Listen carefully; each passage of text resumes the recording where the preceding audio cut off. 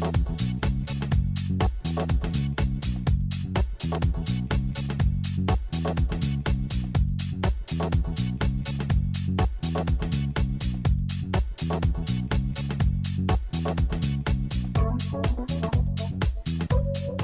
and welcome to Wired In. I'm Diana Galata with Hampton City Schools. I'm pleased to be joined today by Miss Glory Gill, our Health Service Coordinator. Welcome. Thank you. So tell us a little bit about your new job, because you've only been in the job a few months. So tell us a little bit about your background and what led you to the career path that you've taken that has placed you in the job you're in right now. Well, I started with an ROTC scholarship from the University of Maryland with Air Force, and that got me through nursing school, and then went for 13 years in the military doing nursing. Went all over the United States and overseas. Came out of that, retired at, or not retired, 13 years I spent, and we decided to have kids and settle down and do all those kind of things. One day I decided to sub for a nurse in one of my son's schools and was hooked. This is a really great career option for us. So started with Hampton City Schools about 12 years ago. I started at Lee Elementary, went to Forest Elementary, then did Wythe Elementary, then Andrews, opened that up, and then Sims, and then I came to this position. It's been busy. So tell me a little bit about what your position, what you're responsible for, because I know that it's not an easy position, and there's of course, some stress related to the position, but tell us what you do on a daily basis. Basically, I have 35 nurses that I oversee. I don't look at it as a boss kind of setup. It's more like a resource to the nurses to ensure that they're able to do the care that they need to do. Make sure we have the resources supplies-wise, and just support, because they're by themselves in their building and they are normally the only medical person there, so it can become overwhelming at times if you've got new cases or new issues that you have to deal with. So I'm just sort of their resource, their helper. So in the many years that you've been a nurse and now in this position, how has it changed? How has a school nurse job changed? Because I think there's, unfortunately, this perception out there that it's an easy job, and I certainly don't view it that way at all in terms of dealing with the school nurse with my sons growing up through the school. So talk to us a little bit about how the role of the school nurse has changed and how it's really become more important. And it has changed. Thanks for that question, because we used to be considered Band-Aids and boo-boos. Moms could volunteer and work in the clinic. Now we do things of trachs, care with respiratory, catheterizations for students that are wheelchair bound. We, in some schools, give over 50 medications a day, and that's not even the emergency medications like asthma medication or your seizure medication. We also deal with just teaching, and it's a great part of our job. We teach about the different disease processes kids have and help them grow in it, because you get a diabetic who's brand new, they're scared, but they have a nurse at school that can actually help them through that process, and the parents. We also, in your high schools, you have over 2,000 students. They can see up to 70 to 90 students a day as a general rule, and middle school about the same. Elementary doesn't see quite as many. They might see 40 to 50. That's a lot of students for one nurse to handle and to be able to deal with things. And then now we have EpiPens in the schools, which was not something we had a long time ago. So, and we've actually used the stock epinephrine on kids that had never had allergies before in their lives and all of a sudden do. I think we also are a good team player or team assistants for the school itself, because really we do know nursing. We've been a lot of my nurses have been nursing for over 20 to 30 years. Some are younger, but they still have all that experience in the hospital. So it's changed.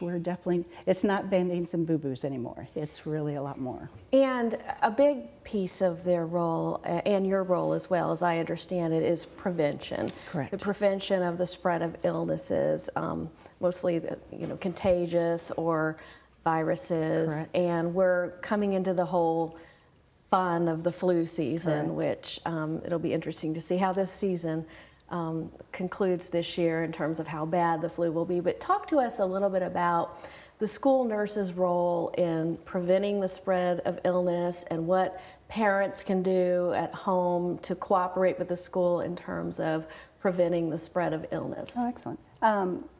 Probably the first thing that most parents are already doing is they are getting their children immunized. We have the standard required things for them to come into school, but they also, we see a lot of parents doing the flu vaccine, pneumonia vaccine, just a variety of things to protect their children, because we're a community of many people coming in. We've got Navy, Army, Air Force. We've got a lot of people coming in and out of the state, so they're bringing new viruses, new germs, and so vaccination. We had recently the Healthy Hero came, and we did, I can't even remember how many students we did, but we did doubled our numbers from last year giving the flu mist, as well as shot. If they are children who have asthma and special needs, they'll get the shot instead. That was very successful, and then we also opened it up to the employees in a different menu through Farm Fresh, had an employee kind of flu shots, and we did a large number again this year. So people are aware they can help themselves prevent some of the things by getting the vaccines that they need.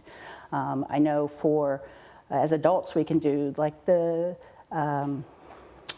my brain just stopped, the shingles shot. They can get that to help prevent some of the things that they're getting exposed to, the flu shot. There's just so many options for them.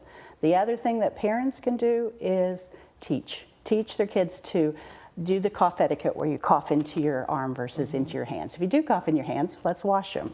The greatest thing that we can do is wash our hands. And let's talk about the right way to wash your hands. So give us some pointers there. Basically, you should sing happy birthday twice to yourself and wash your hands with soap and water. And that is the best way. Now, we do have alcohol-based cleansers, and they're good for, once in a while, but they're not good for cleaning off those germs, the real good germs. So happy birthday to myself twice, and that covers those germs. And it doesn't always have to be warm water, but that's ideal. The friction itself is killing the germs with the soap. And so another role that a parent can play in helping prevent the spread of illness is keeping their children home. Correct. So what are the rules around there? I know there's a fever and the fever, the body aches, the chills. You can have some of that with colds, but the colds usually last a few days at the most.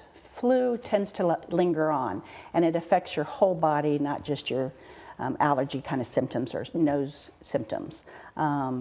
The best thing is to keep them home and try to limit their exposure to other people, because again, they can pick up even more germs that are available around them. So my rule says with my kids is if they're sick enough to be home and stuff, then we limit everybody coming in. We just say, let's get well, and then we can go back to school. If you send a child to school that's sick, then they're exposing, let's just say 20 students. We're not even talking about middle school or high school. That's 20 students that can then get sick, and it just spreads further. And so they take it to the cafeteria, wherever they're going, to the grocery stores. A good rule of thumb is to wipe the handles when you're at the grocery stores, because there's germs there. People cough, they don't think about things, and then they put the germs there. And it doesn't mean to be paranoid. We can get over crazy about cleaning things, but in general, I would say just keep them home. So if you have a sick child at home, what would you recommend in terms of keeping the house clean? I mean, wiping it down? You can wipe it down. The one thing, you are already used to your own germs. So as a family, we're okay because we get used to our own germs.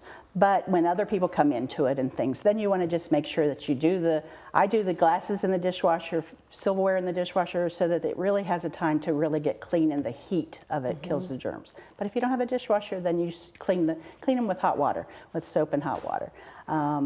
You can wipe down things. I would recommend to teachers at least to make sure that when they use their phones and they have students use their phones, that they wipe them down with a antibacterial kind of a wipe, because that does help them there. But at the home, just clean things up. You don't have to get wiping everything down, because again, we're used to our own personal germs. It's when we get exposed to other people, that's when the germs are an issue for us. Right, so very good information.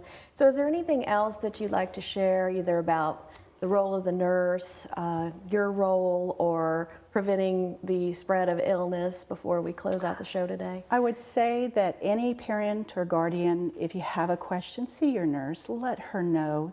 We don't divulge things to people, but we need to know what we're having concerns about. And if this nurse can help you, she will. She'll go extra miles. We have resources available to people through the communities, and that's what we're trying to do, is to be there for them. We're there for the staff as well. So And I've certainly, as a parent, had that experience with my sons. The nurse has been a wonderful resource and really always a are. good person to talk to, and they're always very willing to call you back, email you back, and provide you with any pointers that you need to deal with that issue. So I commend you for that. And the best thing too for the parents is keep your phone numbers up to date in the system, because if we need to get a hold of you, that we use those systems. If you have an email, that's even better. But the phones, keep your phone numbers up to date at the school. That would help them tremendously. Well, that's a great pointer as well. Well, thanks for joining us you. today, and hopefully we'll have less students sick That is this it. year. Hopefully, That's our goal. Yes, that would be a good thing, because obviously when they're not in school, it's a barrier to their learning. So we want to And let them the in school know that they are out, because sometimes we just don't know, and so we have to call you anyway. So just give us a call to say they're out sick with this, and that's a good way to keep track of things. Good information. Well, thanks Thank again for you. joining Thank us, you. and hopefully you'll come back in the future and Glad talk to. more about preventing the spread of illness. Thank you. And thank you for watching Wired In. Have a great week.